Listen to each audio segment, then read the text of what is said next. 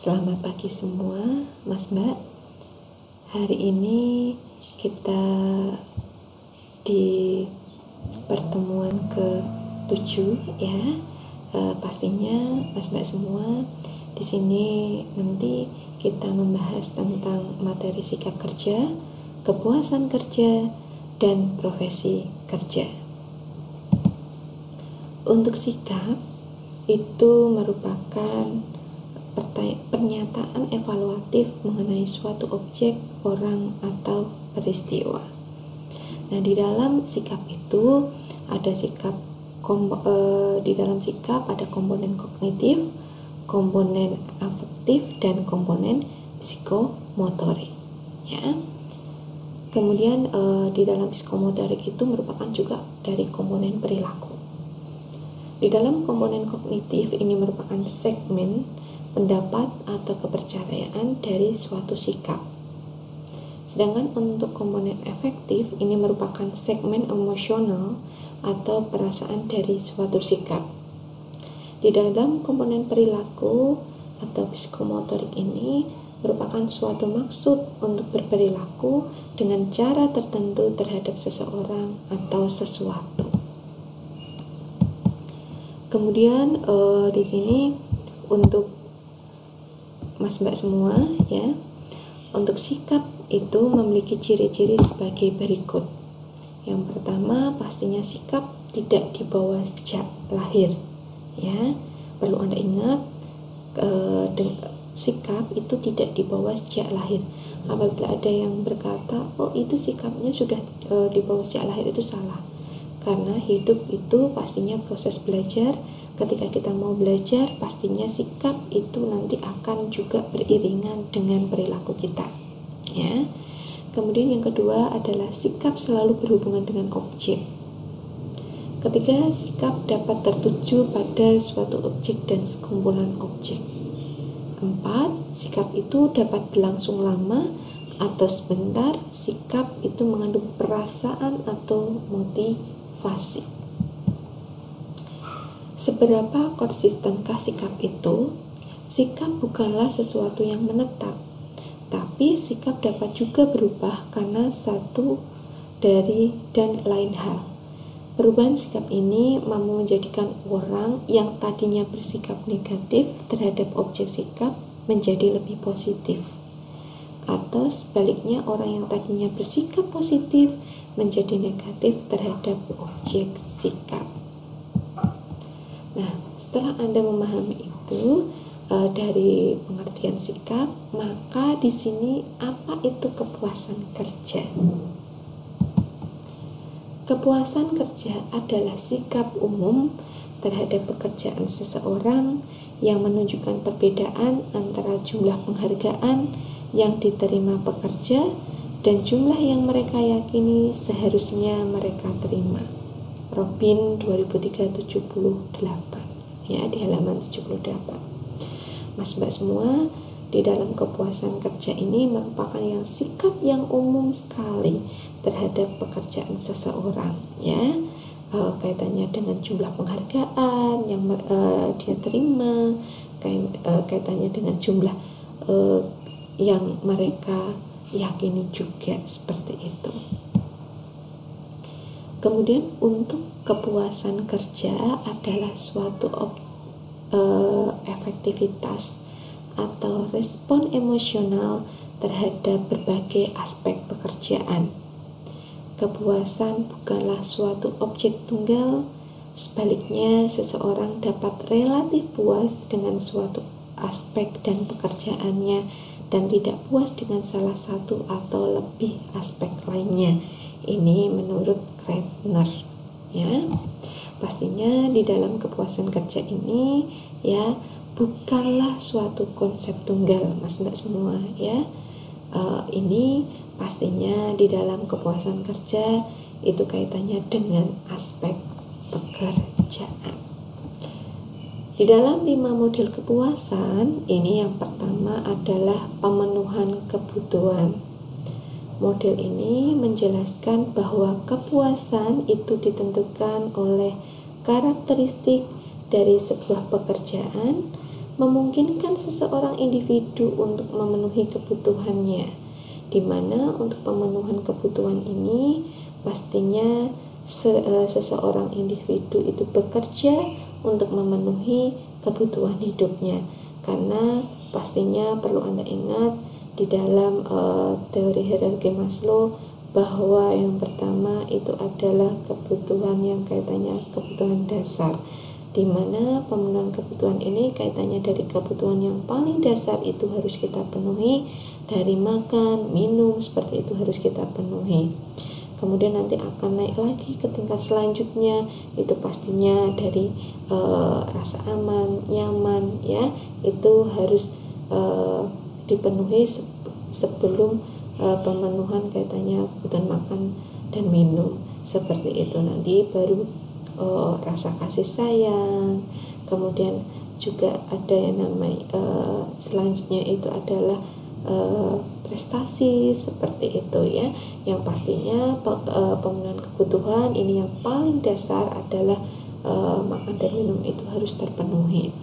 Kemudian yang kedua adalah ketidakcocokan. Model-model ini menjelaskan bahwa kepuasan adalah hasil dari harapan yang terpenuhi. Yang ketiga adalah pencapaian nilai. 4. Persamaan. Dalam model ini, kepuasan adalah suatu fungsi dari bagaimana seseorang individu itu diperlakukan secara adil di tempat kerja. Karena pastinya untuk persamaan, kata adil di sini menurut persepsi masing-masing individu itu pastinya berbeda-beda. Makanya di dalam 5 model kepuasan ini nanti untuk persamaan itu kaitannya dengan perlakuan secara adil di tempat kerja itu harus terpenuhi dan terlaksana, seperti itu. Kemudian untuk komponen watak atau genetik, model ini didasarkan pada keyakinan bahwa kepuasan kerja merupakan sebagian dari sifat pribadi maupun faktor genetik. Nah, untuk teori 2 faktor, ada teori nilai, ini merupakan teori dari kepuasan. Teori 2 faktor ini teori kepuasan kerja yang menyatakan bahwa kepuasan dan ketidakpuasan kerja berasal dari kelompok variabel yang berbeda, yaitu motivator dan higien. Dimana untuk motivator ini pastinya untuk kepuasan kerja, ketika kita punya motivasi tinggi, pastinya untuk kepuasan kerja kita akan juga meningkat, seperti itu.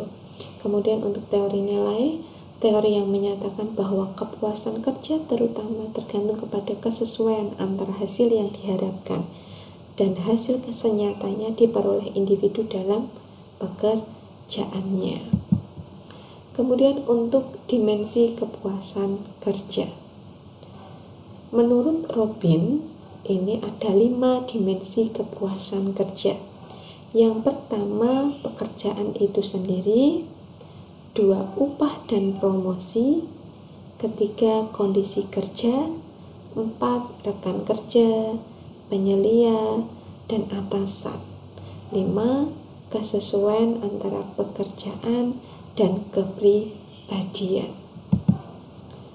Sedangkan untuk faktor-faktor yang mempengaruhi kepuasan kerja, ya, bersumber dari dalam diri individu, itu ada demografi, ya, ada age, sex, education, ya, ada abilities, ada intelligence, ya, personality, ada value, ada need, ya. Maka untuk faktor-faktor yang mempengaruhi kepuasan kerja di sini kaitannya dari dalam individu, itu kita lihat juga dari banyak sekali mas-mbak semua, ya, dari demografinya, dari abilitiesnya, kemudian ada personality-nya. Pastinya kaitannya dengan kebutuhan ini di dalam kebutuhan yang bersumber dari dalam individu itu bisa kita penuhi dulu, ya, agar nanti bisa memengaruhi kepuasan kerja. Kemudian bersumber dari lingkungan, yaitu ada job and job environment-nya, ada organization environment-nya, kemudian ada promosi opportunity-nya, di mana kaitannya dengan ini pastinya yang bersumber dari lingkungan, itu kaitannya dengan adanya jabatan seperti itu ya. Kemudian juga ada kekuasaan ya. Inilah yang merupakan faktor-faktor yang memengaruhi dari kepuasan kerja.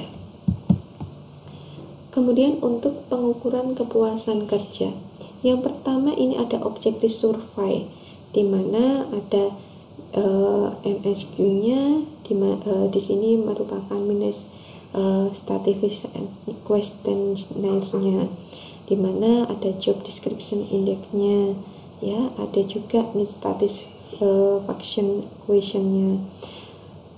Yang kedua adalah descriptive survey, di mana survei ini dilakukan dengan cara memberikan pertanyaan kepada responden guna mendapatkan respon dari karyawan dengan kata-kata sendiri. Pendekatan yang tidak terstruktur ini bertujuan untuk menggali perasaan dan gagasan karyawan.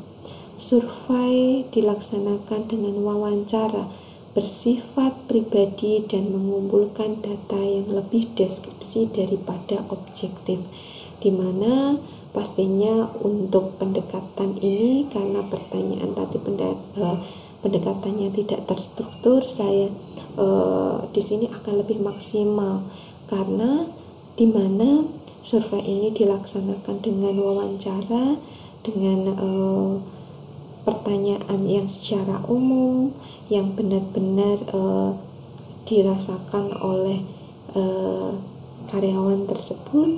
Pastinya nanti untuk bahasa yang keseharian itu akan lebih mempermudah karyawan itu akan memberikan hasilnya ya.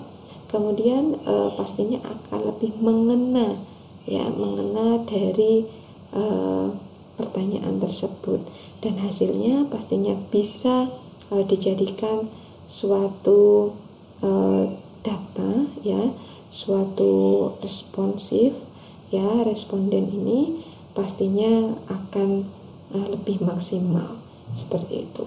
Perlu Anda garis bawahi, ketika kita menggunakan kata-kata sendiri dengan kata-kata keseharian ya, itu akan lebih maksimal karena untuk pertanyaannya lebih mudah dipahami oleh karyawan tersebut seperti itu. Kemudian untuk pengaruh kepuasan kerja terhadap kinerja karyawan, kepuasan dan produktivitas.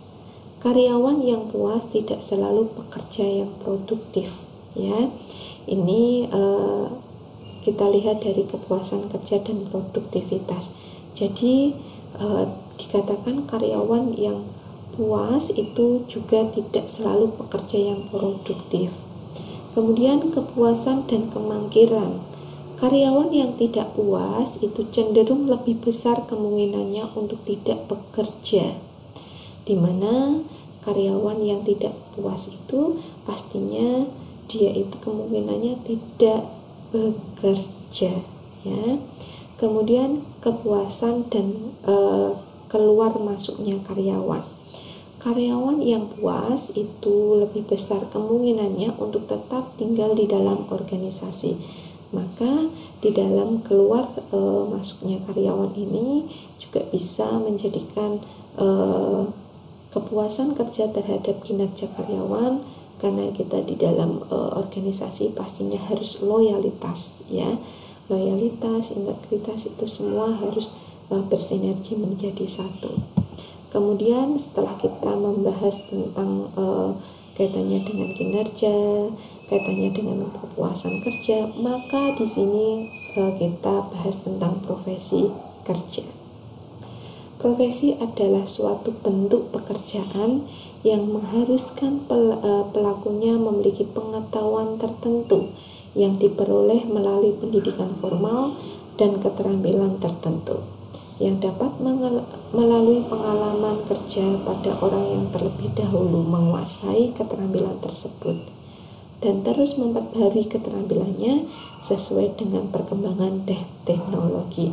Maka perlu Anda pahami bahwa profesi kerja di sini pastinya benar-benar harus menguasai keterampilannya tersebut, kemudian harus diperbaharui keterampilannya itu dengan perkembangan teknologi yang ada, seperti itu ya.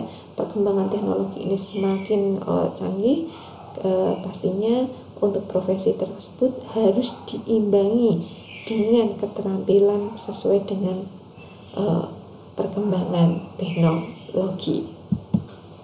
Kemudian untuk ciri-ciri dan profesi dari profesi itu sendiri, secara umum memiliki keahlian dan keterampilan khusus, ya. Adanya komitmen moral yang tinggi, di mana ciri-ciri profesi ini pastinya punya komitmen moral yang tinggi. Seseorang profesional adalah orang yang hidup dari profesinya, mempunyai tujuan untuk mengabdi untuk masyarakat, memiliki sertifikasi maupun izin atas profesi yang dimiliki. Dari ciri-ciri dari profesi ini, mas-mbak semua, itu harus kita pahami, Anda pahami semua, bahwa di dalam ciri-ciri profesi ini kaitannya harus dia itu punya keahlian, keterampilan, ya. Keterampilan di sini secara khusus, tidak secara umum. Kalau secara umum nanti orang bisa semua. Nah, misalkan seperti itu profesi, semua bisa.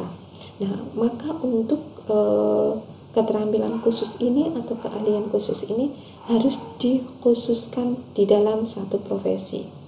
Misalkan saja profesi kedokteran. Maka Anda bisa lihat di sini bahwa kaitannya secara umum adanya mengabdi untuk masyarakat, ya, dari profesi kedokteran, ya. Kemudian memiliki sertifikasi maupun izin atas profesi yang dimiliki, ya.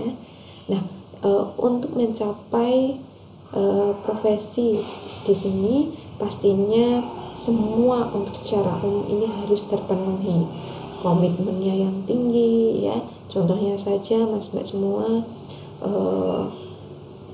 secapek walaupun capek itu di dalam profesinya, ya, itu tidak boleh mengeluh seperti itu, ya. Maka harus komitmen, ya. Kita sudah masuk di dalam pekerjaan tersebut, profesi keterampilan yang dikhususkan itu tadi, maka kita tidak boleh pantang menyerah, maka komitmen itu harus tinggi, ya. Kemudian syarat suatu profesi melibatkan kegiatan intelektual, ya. Kemudian menggeluti suatu batang tubuh ilmu yang khusus, memerlukan persiapan profesional yang dalam dan bukan sekedar latihan, memerlukan latihan dalam jabatan yang berkesinambungan, menjanjikan karir hidup dan keanggotaan yang permanen. Kemudian mementingkan layanan di atas keuntungan pribadi, ya. Perlu Anda pahami bahwa ketika profesi itu sudah kita emban, ya, kita itu harus mementingkan layanan di atas keuntungan pribadi, layanan dan layanan, ya.